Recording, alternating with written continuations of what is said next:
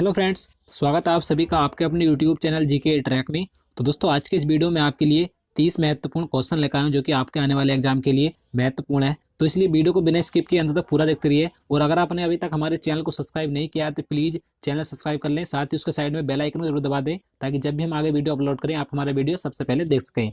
तो चलिए वीडियो शुरू करते हैं। आज का हमारा पहला क्वेश्चन है, ज्ञानपीठ पुरस्कार किस क्षेत्र में दिया जाता है? तो अगर आपको इसका आंसर पता है तो आप अपना आंसर लगा सकते हैं। तो यहाँ पर इसका राइट आंसर ऑप्शन ए हो जाएगा, साहित्य। साहित्य के क्षेत्र में ज्ञानपीठ पुरस्कार प्रतिवर्ष दिया जाता है। आपको ध्यान रखना है कि साहित्य के क्षेत्र में दिए जाने वाला ज्ञानपीठ पुरस्कार सर्वोच्च पुरस्कार है। नेक्स्ट क्वेश्चन देखते हैं, विश्व स्वास्थ्य दिवस कब मनाया जाता है? तो देखिए, ये जो क्वेश्चन है ये भी काफ़ी इंपॉर्टेंट है क्योंकि ये क्वेश्चन भी एग्जाम में कई बार पूछा जा चुका है। तो अगर आपको इसका भी आंसर पता है तो आप अपना आंसर लगा सकते हैं। तो यहाँ पर इसका राइट आंसर ऑप्शन बी हो जाएगा, 7 अप्रैल। 7 अप्रैल को विश्व स्वास्थ्य दिवस मनाया जाता है, तो आपको ध्यान रखना है। और देखिए, मैं आपको बता दूं, मैं जितने भी आपके लिए क्वेश्चन लेकर आता हूँ ये ऑब्जेक्टिव टाइप के, तो आपको इन क्वेश्चन से बहुत हेल्प मिलती होगी क्योंकि अगर आपको किसी क्वेश्चन के बारे में पता है तो आपका रिवाइज हो जाता है। अगर आपको नहीं पता है तो आप इन्हें याद कर सकते हैं। चलिए नेक्स्ट क्वेश्चन देखते हैं। क्वेश्चन नंबर 3 है, सनशाइन विटामिन है। देखिए, ये जो क्वेश्चन है ये काफ़ी आसान क्वेश्चन, आपको पता भी होगा, लेकिन घुमा फिराकर क्वेश्चन इस तरह के पूछे जाते हैं। इस क्वेश्चन में कुछ नहीं है, आपको सिर्फ बताना है कि सनशाइन यानी कि जो सूर्य की चमक, सूर्य की रोशनी से जो हमें विटामिन प्राप्त होता है वो कौन सा होता है। तो अगर आपको भी इसका आंसर पता होगा तो यहाँ पर इसका राइट आंसर ऑप्शन सी हो जाएगा, विटामिन डी। सूर्य से हमें विटामिन डी प्राप्त होता है, तो आपको ध्यान रखना है। नेक्स्ट क्वेश्चन देखते हैं, छिली हुई सब्जियों को धोने से कौन सा विटामिन निकल जाता है? देखिए, ये जो क्वेश्चन है ये रेलवे ग्रुप डी के जो अभी हाल ही में एग्जाम हुए हैं उनमें एक दो बार पूछा गया था कि छिली हुई सब्जियों को धोने से उनमें कौन सा विटामिन नष्ट हो जाता है या निकल जाता है। तो विटामिन सी नष्ट हो जाता है, तो यहाँ पर इसका सही आंसर ऑप्शन बी हो जाएगा, विटामिन सी। और देखिए, विटामिन सी का आपको नाम ध्यान रखना है क्या होता है, स्कर्विक अम्ल विटामिन सी का रासायनिक नाम होता है। और देखिए, अगर आपको सभी विटामिनों के रासायनिक नाम और उनकी कमी से होने वाले रोग आपको पता करने हैं तो मैं आपके लिए वीडियो बना सकता हूं, तो आप कमेंट में हमें बताइएगा। चलिए नेक्स्ट क्वेश्चन देखते हैं। क्वेश्चन नंबर 5 है, केंचुए में कितनी आंखें होती हैं? तो आप भी इसका आंसर लगा सकते हैं। तो यहाँ पर इसका राइट आंसर ऑप्शन डी हो जाएगा, कोई नेत्र नहीं, यानी कि केंचुए में कोई भी आंख या कोई नेत्र नहीं होता है। तो देखिए, आपको ध्यान रखना है, केंचुए को ही किसान का मित्र कहा जाता है। नेक्स्ट क्वेश्चन देखते हैं, भारत संविधान के किस भाग में मूल कर्तव्य का वर्णन किया गया है? इस क्वेश्चन में बताना है कि भारतीय संविधान के किस भाग में मूल कर्तव्यों का वर्णन किया गया है। तो यहाँ पर इसका सही आंसर ऑप्शन डी हो जाएगा, भाग 4 के कै में मूल कर्तव्यों को जोड़ा गया है। आपको ध्यान रखना है कि जो 42वां संविधान संशोधन किया गया था 1976, उसी के अनुसार मूल कर्तव्य को भारतीय संविधान में जोड़ा गया था भाग 4 के कै में। और आपको ये भी ध्यान रखना है कि वर्तमान में हमारे मूल कर्तव्य कितने हैं, 11 मूल कर्तव्यों की संख्या है, आपको यह भी ध्यान रखना है। चलिए अगला क्वेश्चन देखते हैं। क्वेश्चन नंबर 7 है, संविधान संशोधन का संबंध संविधान के किस भाग से है? इस क्वेश्चन में आप बताना है कि संविधान संशोधन भारतीय संविधान के किस भाग से संबंधित है। तो इसका राइट आंसर ऑप्शन ए हो जाएगा, भाग 20। भाग 20 के अनुसार भारतीय संविधान में संशोधन किया जा सकता है। और देखिए, आपको अगर एग्जाम में पूछा जाए कि किस अनुच्छेद के अंतर्गत संविधान संशोधन किया जाता है तो आपको ध्यान रखना है अनुच्छेद 368 के अनुसार। तो आपको अनुच्छेद भी ध्यान रखना है। तो चलिए नेक्स्ट क्वेश्चन देखते हैं, हैजा रोग किसके कारण होता है? तो आप इसका आंसर लगा सकते हैं अगर आपको पता है तो।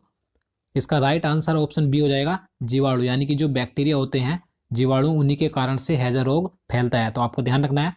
नेक्स्ट क्वेश्चन देखते हैं, जोजिला दर्रा भारत के किस राज्य में स्थित है? देखिए, ये भी काफी महत्वपूर्ण क्वेश्चन है। तो इसका राइट आंसर ऑप्शन बी हो जाएगा, जम्मू कश्मीर राज्य में स्थित है जोजिला दर्रा।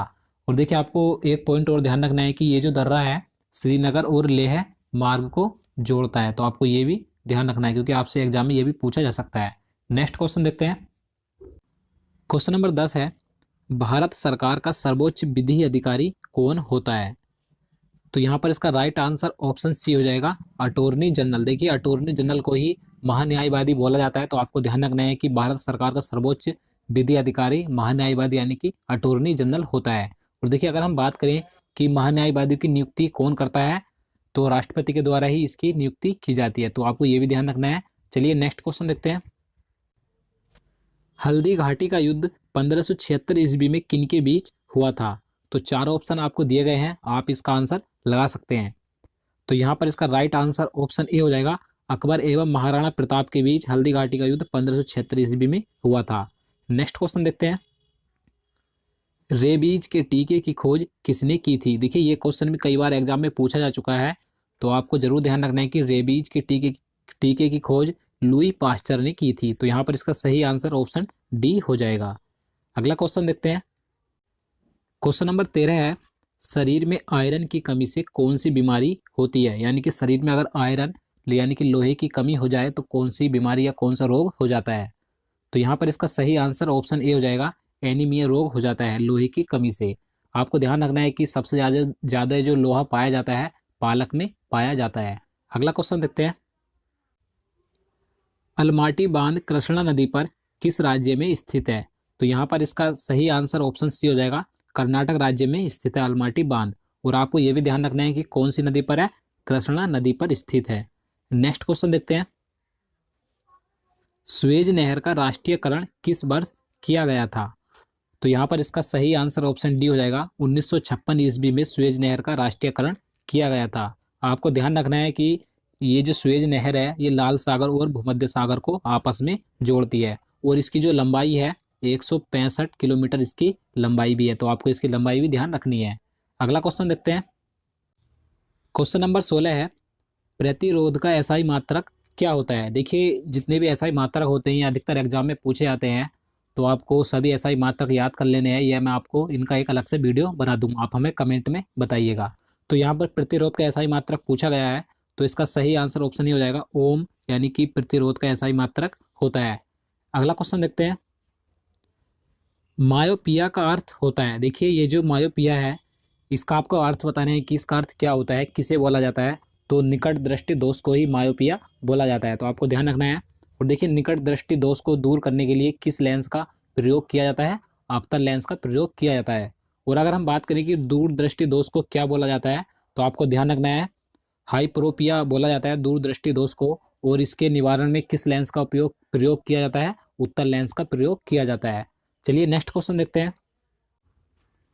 महात्मा बुद्ध ने अपना प्रथम धर्म चक्र प्रवर्तन किस स्थान पर दिया था? देखिए इस क्वेश्चन में पूछा गया है कि जो महात्मा बुद्ध यानी कि गौतम बुद्ध थे, उन्होंने अपना प्रथम उपदेश यानी कि धर्म चक्र प्रवर्तन किस स्थान पर दिया था?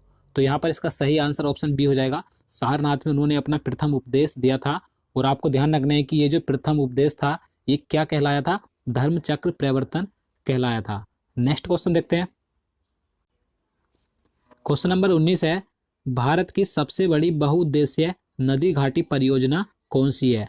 तो आपको चार ऑप्शन दिए गए हैं, अगर आपको पता है तो आप आंसर लगा सकते हैं। तो यहाँ पर इसका राइट आंसर ऑप्शन बी हो जाएगा, भाखड़ा नागल परियोजना। ये भारत की सबसे बड़ी बहुउद्देशीय नदी घाटी परियोजना है और ये सतलज नदी पर स्थित है। आपको ये भी ध्यान रखना है, हिमाचल प्रदेश में सतलज नदी पर स्थित है। नेक्स्ट क्वेश्चन देखते हैं। क्वेश्चन नंबर 20 है, गोकक जलप्रपात किस जिले में स्थित है? तो ये कर्नाटक राज्य के बेलगाम जिले में स्थित है, तो यहाँ पर इसका सही आंसर ऑप्शन ही हो जाएगा, बेलगाम में। नेक्स्ट क्वेश्चन देखते हैं। किस देश को पहले निप्पन के नाम से जाना जाता था? यानी कि किस देश को पहले निप्पन कहा जाता था, आपको बताना है। तो यहाँ पर इसका सही आंसर ऑप्शन डी हो जाएगा, जापान। जापान को पहले निप्पन के नाम से जाना जाता था। अगला क्वेश्चन देखते हैं। क्वेश्चन नंबर 22 है, काला शीशा किसे कहा जाता है? तो इसका राइट आंसर ऑप्शन ए हो जाएगा, ग्रेफाइट को काला शीशा कहा जाता है, आपको ध्यान रखना है। नेक्स्ट क्वेश्चन देखते हैं। उजला सोना कहलाता है, अब आपको बताना है कि उजला सोना क्या कहलाता है, यानी कि किसे कहा जाता है? तो कपास उजला सोना कहलाता है, तो यहाँ पर इसका सही आंसर ऑप्शन सी हो जाएगा। नेक्स्ट क्वेश्चन है, मछली के हृदय में कितने प्रकोष्ठ यानी कि चैम्बर या कक्ष होते हैं?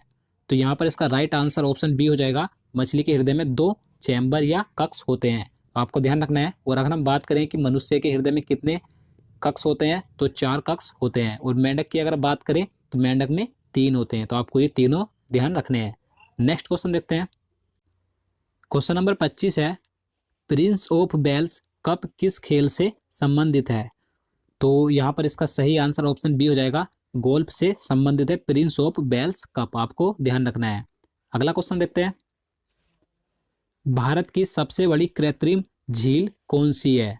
तो यहाँ पर इसका राइट आंसर ऑप्शन ये हो जाएगा, गोविंद बल्लभ पंत सागर भारत की सबसे बड़ी कृत्रिम झील है और ये यूपी के सोनभद्र में स्थित है, आपको ध्यान रखना है। अगला क्वेश्चन देखते हैं, क्वेश्चन नंबर 27 है, इंडिका किसकी रचना है? तो देखिए काफी आसान क्वेश्चन है, आप इसका आंसर लगा सकते हैं।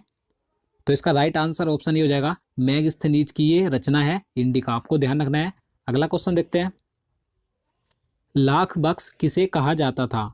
तो देखिए लाख बक्स की उपाधि यानी कि लाख बक्स किसे कहा जाता था? तो कुतुबुद्दीन ऐबक को लाख बक्स कहा जाता था, तो यहाँ पर इसका सही आंसर ऑप्शन ए हो जाएगा। नेक्स्ट क्वेश्चन है, क्वेश्चन नंबर 29 है, 1 रुपए के नोट पर किसके हस्ताक्षर होते हैं?